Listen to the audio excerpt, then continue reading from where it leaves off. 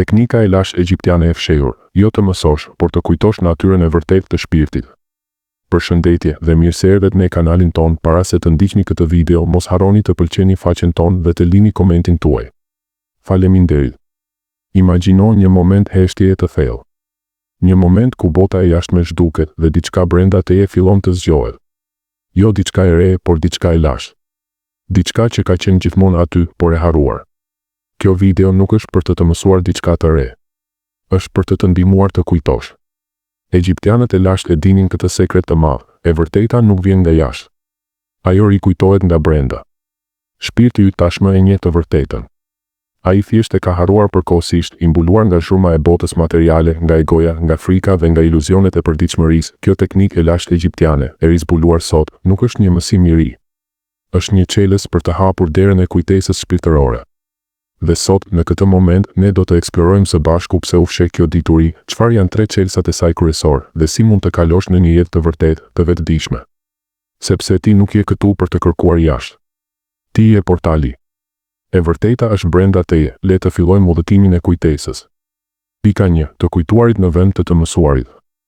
Egjiptianët e lashtë, në shkollat e tyre misterioze, në tempujt e fshehur pranë Nilit, nuk mësonin nxënësit e tyre siç bëjmë ne sot. Ata nuk u jepnin libra për të memorizuar fakte të reja. Jo. Ata i udhëhiqnin drejt një procesi të thellë të brendshëm, anamnesis, siç e quajtën grekët më vonë, rikujtimi. Filozofi i madh Platon, i frymëzuar nga misteret egjiptiane, e shpjegonte kështu: shpirti yt ka ekzistuar para kësaj jete. Ai ka parë të vërtetën hyjnore. Ka qenë një me burimin e gjithçkaje. Por kur shpirti zbriti në botën materiale, në këtë trup, në këtë realitet të dendur, ai harroi. Harroi natyrën e tij të vërtetë, që është i pavdekshëm, i fuqishëm, një pjesë e hyjnisë. Prandaj, të mësuarit e vërtetë nuk është të shtosh informacion nga jashtë. Është të heqësh shtresat e harrimit. Të kujtosh se kush je vërtet. Thothi, perëndia e urtësisë egjiptiane, i njohur edhe si Hermes Trismegistus, thoshte se shkrimi dhe dituria janë vetëm mjete për të rikujtuar, jo për të krijuar diçka të re. Pse ndodh kjo harrje? Sepse bota materiale është një iluzion i bukur, por mashtrues. Egoja na bën të besojmë se jemi të veçantë, të dobët, të varur nga gjërat e jashtme, para, pushtet, aprovim. Por shpirti e di të vërtetën, ti je i plot. Ti je hyjnor. Ti je një rrezë e dritës së pafundme. Kur fillon të kujtosh, ndjen një njohje të thellë. Sikur dëgjon një melodi të vjetër dhe thua, e dija këtë.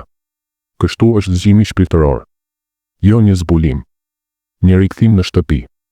Pika 2. Pse u fsheh kjo teknikë? Por pse u fsheh kjo dituri? Pse nuk u shpërnda hapur në të gjitha tempujt, për të gjithë popullin? Sepse një shpirt i zgjuar është i lirë. Sovran. I pavarur. Një njeri që kujton natyrën e vërtetë të shpirtit të tij nuk mund të kontrollohet. Ai nuk ka nevojë për sundimtar të jashtëm, për priftërinë që i thon çfarë të besoj, për sisteme që i premtojnë shpëtim në këmbim të bindjes. Ai e di se fuqia është brenda tij. Se ai është krijuesi i realitetit të vet në Egjiptin e lashtë. Kjo teknikë u ruajt në shkollat misterioze, vende të fshehura ku vetëm të zgjedhurit, ata me zemër të pastër, mund të hynin. U vulos nga thothi vet, thuhet në tekstet e vjetra, sepse bota nuk ishte gati. Një shpirt i zgjuar bëhet i pakapshëm për manipulim. Ai jeton në paqe të brendshme, pa frikë nga vdekja, pa nevojë për pushtet të jashtëm. Edhe sot, kjo dituri fshehet në shtresa simbolesh, në piramida, në hieroglife, në mitet e Horusit dhe Osirisit. Sepse ata që sundojnë botën duan njerëz që kërkojnë jashtë, në fe, në politikë, në konsum. Por ti, që po dëgjon këtë, je gati të kujtosh. Zgjimi kolektiv po ndodh tani në heshtje. Pa revolucion të mëdhenj. Thjesht duke u rikujtuar. Pika 3. Tre çelësat e rizgjimit. Për të aktivizuar këtë kujtesë të lashtë, egjiptianët përdornin tre çelësa të fuqishëm. Jo rituale të komplikuara, por praktika të thjeshta, të thella, që mund t'i aplikosh sot. Çelësi i parë, heshtja vibracionale. Jo thjesht mungesa e zhurmës së jashtme. Jo heshtja e detyruar. Por një qetësi e thellë e brendshme. Një vend ku mendja pushon së foluri. Ku egoja hesht. Ku vibracioni yt i brendshëm ngrihet lart. Egjiptianët e dinin se gjithçka është vibracion. Tingulli, drita, mendimi, të gjitha janë frekuenca. Në tempuj, ata përdornin tinguj të shenjtë, incense dhe meditim për të arritur këtë heshtje vibracionale. Është momenti kur dëgjon zërin e shpirtit.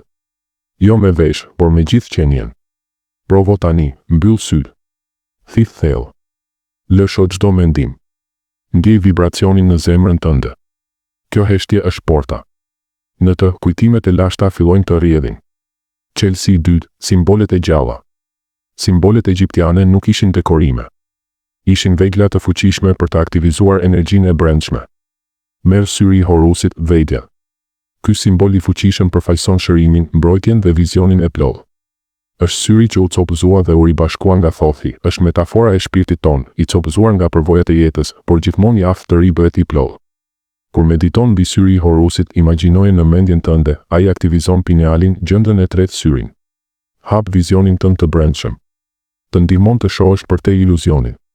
Simbolet e tjera, si anku i jetës ose skarabeu i transformimit, janë frekuenca të gjalla. Ato nuk janë të vdekura, ato vibrojnë dhe zgjojnë kujtesën tënde shpirtërore. Çelësi i tretë, rezonanca me emrin e shenjtë. Çdo shpirt ka një frekuencë unike. Egjiptianët e quanin ren emri i vërtet, hyjnor. Është vibracioni yt autentik. Emri që të lidh me burimin. Të jetosh në rezonancë me të do të thotë të jesh ti vetvetja. Pa maska. Pa kërkuar aprovim. Të ndjekësh thirrjen e brendshme edhe kur bota të thotë të kundërtën. Në tekstet e lashta, njohja e emrit të vërtet të një qenie të jep të fuqi mbi të. Por për veten tënde, njohja e renit tënd të çliron. Të bën të paqëndrueshëm ndaj manipulimit. Të mbush me paqe të thellë. Këto tre çelësa, heshtja, simbolet, rezonanca, punojnë së bashku. Fillojnë si praktika, bëhen gjendje. Pika 4. Kalimi dhe jetesë e vetëdijshme. Kalimi i vërtet, ai momenti që egjiptianët e lashtë e quanin zgjimi i Osirisit brenda teje, nuk është një ngjarje dramatike me drita qiellore apo zëra hyjnore. Është një ndryshim i heshtur, i brendshëm, i pakthyeshëm. Është momenti kur ti, për herë të parë në këtë jetë, ndalon plotësisht se kërkuari jashtë vetes për valida, për siguri, për kuptim. Deri në atë çast, shumica prej nesh jetojnë si enda cak shpirtëror. Kërkojmë aprovim nga prindërit, nga partnerët, nga shefi, nga shoqëria. Kërkojmë shpëtim në fe, në ideologji, në terapi, në libra vetëndimës. Kërkojmë lumturi në pasuri, në famë, në përvoja sensuale. Por të gjitha këto janë iluzione të përkohshme. Ato na mbajnë të zënë, të shpërqendruar nga e vërteta e thjeshtë, gjithçka që na duhet është brenda. Kalimi ndodh kur e kupton këtë plotësisht. Jo intelektualisht, jo si një ide që e lexon dhe thua, interesante. Por me gjithë qenien tënde. Është një çlirim i thellë. Ndalon së pyeturi çfarë duan të tjerët nga unë dhe fillon të pyesësh çfarë dëshiron shpirti im. Ndalon se jetuari për të kënaqur egon dhe fillon të jetosh në rezonancë me emrin tënd të shenjtë, atë frekuencë unike që je ti vërtet. Në atë moment, bota e jashtme humb fuqinë mbi ty. Kritikat nuk të lëndojnë më, sepse ti e di kush je. Lavdërimet nuk të fryjnë më sepse nuk ke nevojë për to, vdekja nuk të tremb më sepse ti e kujton se shpirti është i pavdekshëm. Ti bëhesh sovran, jo në kuptimin e pushtetit mbi të tjerët, por në kuptimin e vetë zotërimit të plotë. Egjiptianët e lashtë jetonin këtë gjendje. Priftërinjtë dhe të injicuarin në mistere nuk ishin njerëz që kërkonin lavdi apo pasuri. Ata jetonin thjesht në paqe, në tempuj ose në heshtje. Ata ishin të lirë nga frika dhe nga dëshira e tepruar. Ata e dinin se gjithçka materiale është kalimtare, por shpirti është i përjetshëm. Kur kalon në këtë jetë të vetëdijshme, ti bëhesh një pasqyrë e gjallë për botën. Nuk ke nevojë të flasësh shumë. Nuk ke nevojë të predikosh apo të bindësh askënd. Thjesht prania jote bëhet një ftesë e heshtur për zgjim. Imagjino, ecën në rrugë me një qetësi të thellë. Njerëzit ndjejnë diçka ndryshe te ti, jo arrogancë, jo superioritet, por një paqe autentike. Një grua në punë të sheh dhe papritur ndjen një thirrje të brendshme që e kishte harruar. Një fëmijë të shikon në sy dhe qesh pa arsye, sepse ndjen dritën tënde të pastër. Miq të pyesin çfarë ka ndodhur me ty, pa ditur saktësisht çfarë të pyesin. Ti bëhesh një katalizator pa fjalë. Energjia jote e lartë, ajo frekuencë që tani rezonon plotësisht me emrin tënd të shenjtë, ngre vibracionin e çdo ambienti ku hyn. Njerëzit zgjohen thjesht duke qenë pranë teje. Jo sepse u thua diçka, por sepse u kujton në një nivel shpirtëror se edhe ata e kanë atë dritë brenda. Kjo është arsyeja pse egjiptianët e lashtë ndërtonin piramida dhe tempuj të mëdhenj, jo për lavdi personale, por për të krijuar hapësira ku frekuencat e larta mund të ankorohen në tokë. Ata e dinin se një shpirt i zgjuar ndikon në të gjithë. Një njeri që jeton në vetëdije të plotë ndryshon rrjedhën e historisë, jo me luftëra apo revolucione, por me praninë e tij. Dhe tani, në këtë epokë, ky kalim po ndodh në shkallë kolektive. Shumë shpirtra po e bëjnë këtë hap. Pa bujë. Pa lëvizje të mëdha sociale. Thjesht duke u tërhequr brenda, duke praktikuar heshtjen vibracionale, duke medituar mbi simbolet e gjalla, duke u rreshtuar me frekuencën e tyre autentike. Kur ti kalon, ti kontribuon në këtë valë të madhe zgjimi. Bota ndryshon sepse ti ndryshon. Paqja jote bëhet paqe për të tjerët. Drita jote ndriçon errësirën pa luftë. Pra, pyet veten tani, a je gati të ndalosh së kërkuari jashtë? A je gati të jetosh sipas së vërtetës tënde të brendshme, pa kompromis? A je gati të bëhesh pasqyrë? Sepse kur e bën këtë, gjithçka ndryshon.